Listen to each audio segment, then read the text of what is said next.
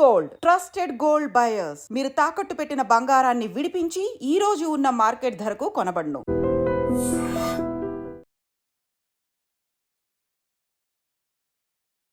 నమస్కారం, welcome to I dream. ధర్మ మార్గం విత్ విజిత కార్యక్రమానికి స్వాగతం.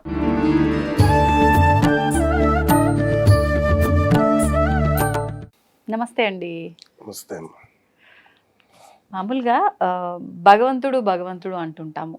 ఏ పని చేసినా భగవంతుడు చూస్తున్నాడు, భగవంతుడే మనం నడిపిస్తున్నాడు, భగవంతుడే అన్ని సకలం సృష్టి అన్నిటికీ ఆధారమే భగవంతుడు, మూలం భగవంతుడు అంటాం. అసలు ఏంటి భగవంతుడికి మనకున్న సంబంధం ఏంటి? అసలు ఎలా మొదలైందా సంబంధం అనేది? భగవంతుడికి భక్తుడికి అనేటటువంటి సంబంధాలు మనకి ఎన్నో ఇతిహాసాలు, పురాణాలు, మనకి ఎన్నో చరిత్రల్లో మనుష్యుడికి భగవంతుడికి ఉన్నటువంటి సంబంధాన్ని చాలా గొప్పగా చెప్పారు. భగవంతుడు అన్న శబ్దానికి అర్థం మనలో ఉన్నటువంటి యొక్క చైతన్యమునకే భగవంతుడు అనేటటువంటిది ఒక అర్థంగా చెప్తారు మనకి. దేహో దేవాలయ ప్రోక్తో జీవో దేవ సనాతన త్యజేత్ అజ్ఞాన నిర్మాల్యం సోహంభావేన పూజయేత్ అని మనకి ఒక శ్లోకం ఉన్నది. దీని మీనింగ్ ఏమిటి, అర్థం ఏమిటి అంటే మన దేహమే దేవాలయము అని అన్నమాట. జీవుడు అనేటటువంటి ఈ యొక్క పదార్థమునకే దేవుడు అనేటటువంటిది పేరు. జీవో దేవ సనాతన అన్నాడు అన్నమాట. జీవుడే లోపల ఉన్నటువంటి వాడు దేవుడు. అందుకే మీరు చూడండి, మీరు ఏ భావనతో చూస్తే భగవంతుడు మనకు ఆ భావనతో కనబడతాడు. ఉదాహరణకు ఒక మంచి మూడ్తో కనుక మీరు వెళ్ళి దేవాలయ దర్శనం చేశారనుకోండి, ఇవాళ ఎందుకనో నాకు పరమశివుడు నన్ను చూశాడు అన్న అభిప్రాయం కలిగింది అనే ఒక ఆనందాన్ని మనం పొందుతూ ఉంటాం అన్నమాట. అవును, కొన్నిసార్లు అనిపిస్తుంది. ఎందువలన అలా పొందుతారు అని అంటే, ఆ రోజు మనం చూసినటువంటి యొక్క భావన అంత గొప్పగా ఉన్నది అని అర్థం. మరి ఆయనలో ఏదైనా మార్పు ఉన్నదా? లేదు, ఆయన అలాగే ఉన్నారు. మనం మన యొక్క భావనల్ని చక్కగా ఆనందంగా చేసుకొని వాళ్ళ దగ్గరికి వెళ్ళాం కాబట్టి ఆనందకరమైనటువంటి రూపం మనకు అక్కడ కనపడేది. అలాగే ఒక్కొక్కసారి చూడండి, మీరు ఏదో ఒక డిప్రెషన్లో మనం కూడా కొన్నిసార్లు దేవాలయానికి వెళతాం. వెళ్ళినప్పుడు ఏమనిపిస్తుందంటే, అందరూ భగవంతుడు అంటున్నారు కానీ ఒక్కొక్కసారి నాకు కూడా నమ్మకం కలగదు. ఎక్కడున్నాడో దేవుడు, ఏం చేస్తున్నాడో దేవుడు, నా యందు ఎందుకు దయ ఉండదు అనేటటువంటి అభిప్రాయం కలుగుతుంది. ఇక్కడ మనం ఉదాహరణకి మనం గమనిస్తే ఎన్నో సందర్భాలు దేవతా సంబంధమైన దగ్గర ఉన్నటువంటి వాళ్ళు కూడా ఎదుర్కొన్నారండి. దానికి మన ప్రత్యక్ష ఉదాహరణ మనం ఏం చెప్పుకోవచ్చు అంటే, శ్రీకృష్ణ పరమాత్మ పాండవులతోనే ఉన్నారు భారతం అంతా. మరి పాండవులు కష్టం రాలేదా వాళ్ళకి? వచ్చింది. పరిపూర్ణమైన కష్టమంతా ఎవరు ఎదుర్కొన్నారండి? పాండవులే ఎదుర్కొన్నారు. మరి సుఖమైనటువంటి భోగములన్నీ ఎవరు అనుభవించారండి? కౌరవులు అనుభవించారు. పరమాత్మ ఎక్కడున్నారండి? మధ్యలోనే ఉన్నారండి. అంటే ఇక్కడ మనం గుర్తుపెట్టుకోవాల్సింది, పరమాత్మ ఉంటే ఇవన్నీ ఉండవు అని కానీ, పరమాత్మ లేకపోతే ఇవన్నీ ఉంటాయి అని కానీ మనకి కాదు. లిఖితమైనటువంటి యొక్క పూర్వకమైనటువంటి మన జీవితం ఏదైతే నిర్ణయించబడిందో, పాపపుణ్యముల యొక్క విధానాన్ని బట్టి, మన ఎల్ఐసి కట్టడాన్ని బట్టి మనకి మెచ్యూరిటీ ఎలా వస్తుందో, మనం చేసినటువంటి పాపపుణ్యములు అనేటటువంటి యొక్క విభాగాన్ని బట్టి మన జీవితం ఒకటి అనేటటువంటిది నిర్ణయింపబడిపోతుంది. అది నిర్ణయింపబడిపోయినటువంటి తర్వాత అందులో మనకి మార్పులేమీ రావు. మరి నువ్వేం చేస్తావు? ఏది మనకు మారనప్పుడు మనం ఎందుకు మారాలి అనేటటువంటి ప్రశ్న కలిగినప్పుడు, కనీసం నువ్వు దాని నుంచి ఒడ్డున పడడానికి తగినటువంటి యొక్క శక్తిని నువ్వు తయారు చేసుకోవాలంటే నువ్వు మారాలి. ఎలా మారాలి? భగవంతుణ్ణి గట్టిగా పట్టుకోవాలి. నీ అంతట నువ్వే పట్టుకోవాలి. పట్టుకుంటేనే ఆ భగవంతుడు ఒక్కొక్కసారి దొరుకుతాడు, ఒక్కొక్కసారి దొరకడు. దీన్నే మన పెద్దలు ఏం చెప్తారు అంటే, 2 రకాలుగా చెప్తారండి. దీన్ని మర్కట నీతి అనే మాటతో చెప్తారు, రెండవది మార్జాల నీతి అనేటటువంటి మాటతో చెప్తారు. మర్కట నీతి అంటే కోతి తన పిల్లల్ని మీరు గమనించండి, అది ఎప్పుడు అది పట్టుకోదండి దాని పిల్లల్ని. అది ఆ చెట్టు మీద నుంచి ఈ చెట్టు మీదకి వెళ్ళిపోతుంటే పిల్లలే కోతిని పట్టుకొని ఉంటాయి గట్టిగా. అంతేగాని తనెప్పుడు కౌగిలించుకొని కూర్చున్నట్టు మనకు కనపడదు. పిల్లలే తల్లి మీదకి ఎక్కి పట్టుకొని తల్లితో ఆడుకుంటూ ఉంటాయి. అవును. తల్లి రక్షిస్తుంది మాత్రమే, తల్లి పిల్లల్ని పట్టుకోదు. దాన్ని మర్కట నీతి అంట. ఓకే. రెండవ నీతిని ఏమన్నాం? మార్జాల నీతి అన్నాం. మార్జాల నీతి అంటే పిల్లి తన పిల్లల్ని పట్టుకోవడం. పిల్లలు ఎప్పుడు పిల్లిని పట్టుకోవండి. అవి చాలా నిర్లక్ష్యంగా అవి వాటి పని చేసుకుంటూ ఉంటాయి. కానీ పిల్లే జాగ్రత్తగా నోటితో మళ్ళీ కొంచెం కూడా వాటికి ఆ పన్ను యొక్క పదును తగలకుండా పన్నుని జాయింట్ చేసి మధ్యలో పిల్లల్ని పెట్టుకొని పక్కింటికి వెళ్ళిపోతుంది. మీరు చూశారనే అనుమానం వస్తే. ఓకే. మీరు ఎప్పుడైనా గమనించండి, గతంలో పిల్లులు ఉండేవి. ఆ పిల్లికి కనుక తన పిల్లల్ని ఈ ఇంటి యజమాని చూశాడు అనిపిస్తే అది రాత్రికి రాత్రే షిఫ్ట్ చేసేస్తుంది. అందుకనే ఎవరైనా 4 చోట్లకి మారారంటే పిల్లల్ని తిప్పినట్టు తిప్పుతున్నావు అనేవారనమాట. అర్థం ఏమిటంటే యజమాని చూశాడు పిల్లల్ని అంటే దానికి ఒక భయం అనమాట. అమ్మో ఇక్కడ డేంజర్ ఉంది, అందుకని వెంటనే మార్చేస్తాయి.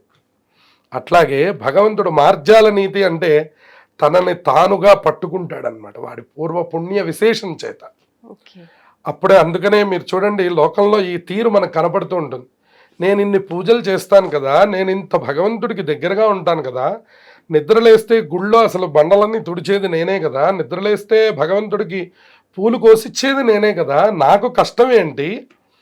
ఊరికనే వచ్చి 2 చేతులు జోడించి వెళ్ళిపోయేటటువంటి వాళ్ళకి కష్టాలు తీరిపోవడం ఏమిటి అని ఒక ప్రశ్న ఒక ఆవిడ నన్ను అడిగారు. అడిగితే వెంటనే సమాధానం ఏం చెప్పామంటే, దీంట్లో ఉన్నటువంటి నీతుల్లో ఏదో ఒకటి పరమాత్మ అందరి పట్ల ప్రవర్తిస్తారు. ఓహో ఇలా మనం పట్టుకున్నా కూడా ఇంకా పరమాత్మ దగ్గర నుంచి ఫలితం రాలేదంటే దాన్ని మర్కట నీతి అని. ఓహో మన ప్రమేయం ఏం లేదు, మనకు అంతా భగవంతుడి యొక్క అనుగ్రహం కలుగుతోంది అంటే అది మార్జాల నీతి అని మనకి మన యొక్క పురాణం మనకు తెలియచేస్తున్నది.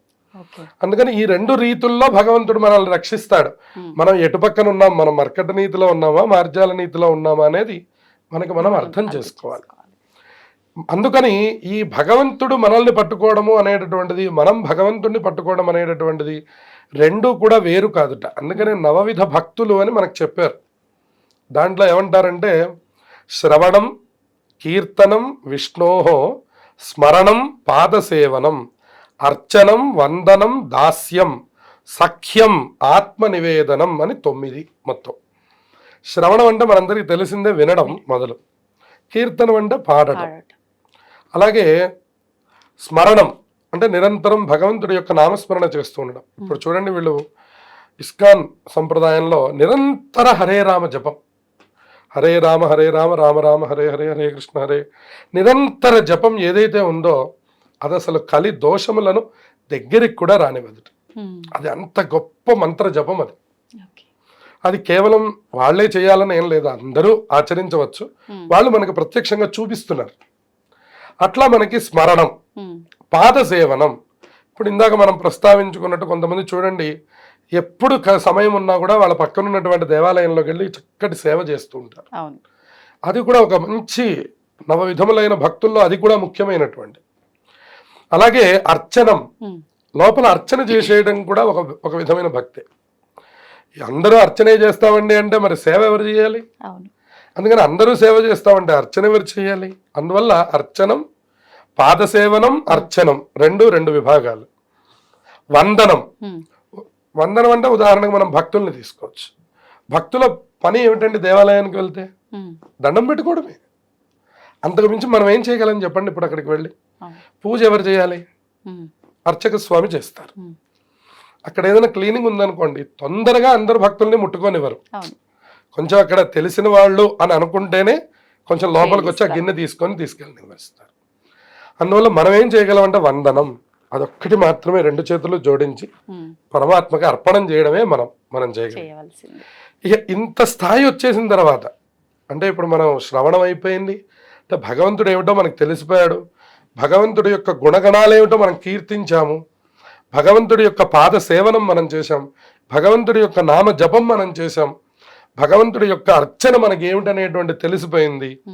అన్నీ అయిపోయిన తర్వాత వందనం, ఆయనకి దండం పెట్టడం కూడా అయిపోయిన తర్వాత ఇక ఆ స్థాయి ఇంకా ముదిరిపోయి ఇంకొంచెం పైకి వెళ్ళిపోతుందట.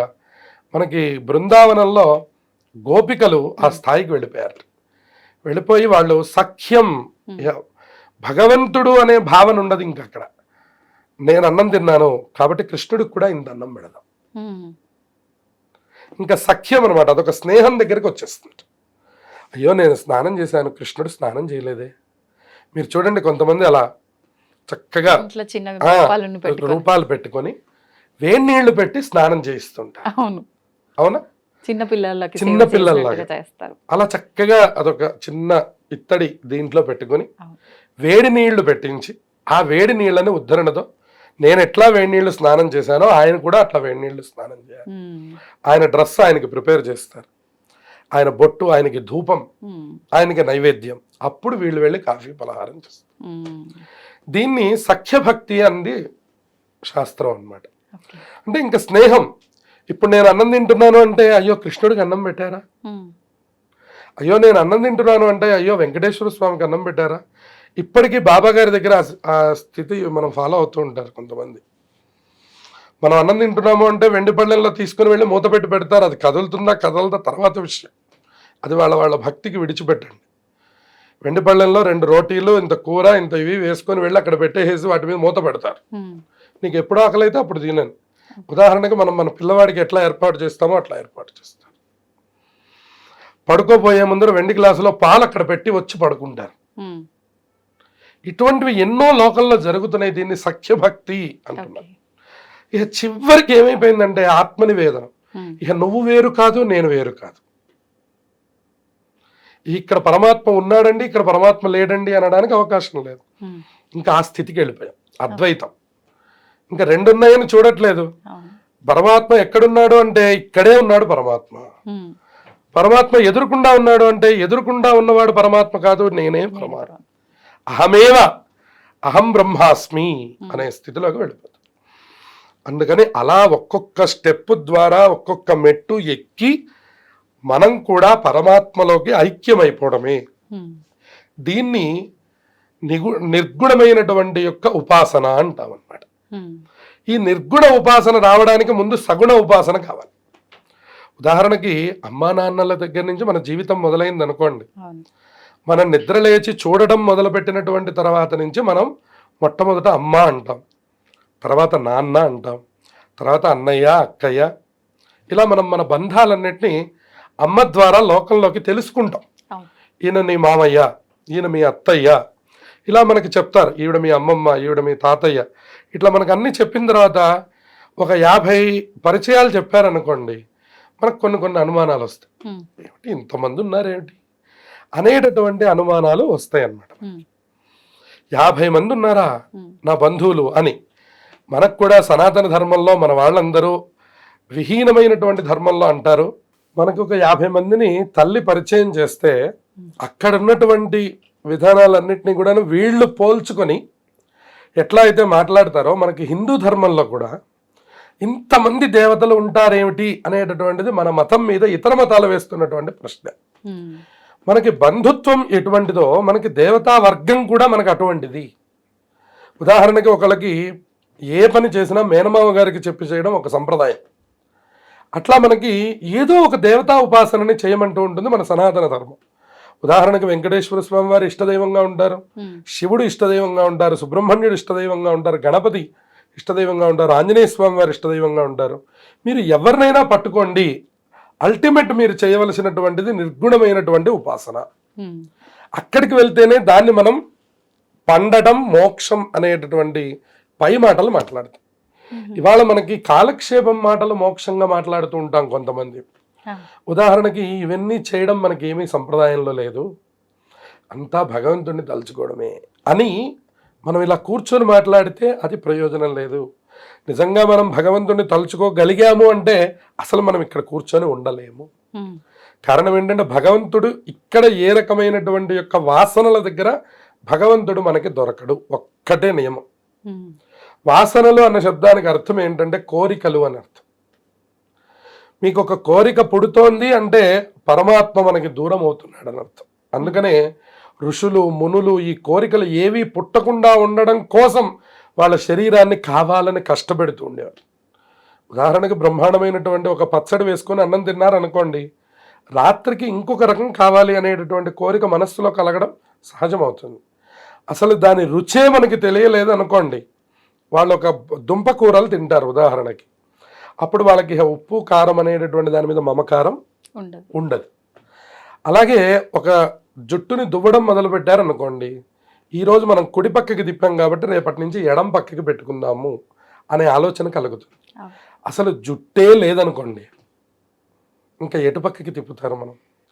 ఇట్లా భగవంతుణ్ణి చేరడానికి ఒక్కొక్క వైపు నుంచి కూడా ఒక్కొక్కటి తగ్గించుకుంటూ వస్తే పరమాత్మ అనేవాడు నిజంగా తెలుస్తాడు. రామకృష్ణ పరమహంస చెప్తారు, ఈ భక్తి అనేటటువంటిది ఒక జ్వరం, ఒక టెంపరేచర్ లాంటిది. నిజానికి భగవంతుణ్ణి చేరదాము అని మనం అనుకున్నప్పుడు ఎప్పటి లోపల చేరతావు అంటే, మొదటి సాధకుడు అంటాట 1 సంవత్సర కాలంలో చేరతాను అని అంటాట. అప్పటికి ఈ జ్వరం ఇంకా కంటిన్యూ అవుతూ ఉండాలి. జ్వరం ఉంటేనే కదండి మనం ఆహార నియంత్రణ కలుగుతుంది. జ్వరం లేదనుకోండి మనకు ఆవకాయ కావాలి, జ్వరం లేదనుకోండి మనకు బిర్యానీ కావాలి, జ్వరం లేకపోతే మనకు అన్ని రకాలు కావాలి.